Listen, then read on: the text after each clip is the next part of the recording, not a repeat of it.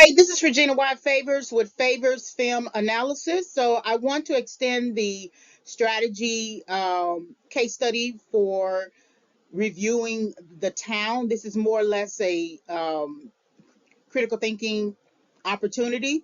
And I want to look at assessing conflict with the narrative, conflict with the characters, the way that robbery cinema is depicted. So this will give us an opportunity to think about how the director, Ben Affleck, presents conflict, how he acts within the narrative as a main character named Doug, and his relationship with James, as well as the other characters. And this will also just gives us an understanding, an opportunity to reach an understanding about just the presentation of heist movies, the presentation of robbery cinema. So this is Favors Film Analysis, assessing conflict in the town, which showed in theaters 2010. And you can visit www.favorsfilmanalysis.com for more access to critiques and reviews.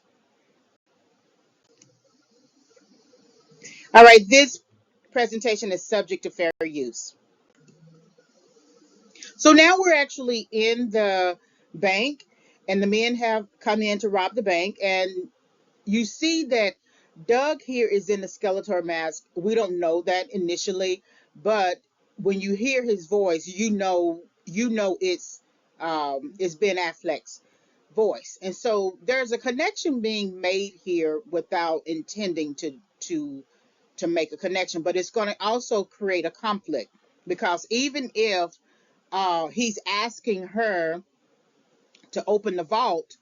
Um, the conflict in this situation is a conflict between her values as the assistant bank manager and wanting to protect the bank, because when he asks her about what time the vault is available to open, she says 9 o'clock, but Doug says no, it's 8:15.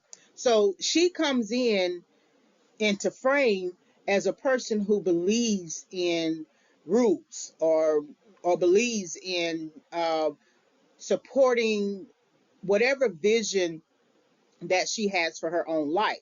And now you see Doug like a disruptor affecting how she now sees the world. And so they are making a connection because it's obvious he has to talk to her in order to guide her through the process of opening up the vault, because she's scared, her hands are shaking, she almost wants to cry. And so he puts his hands on her hand and tells her to basically slow down, take your time.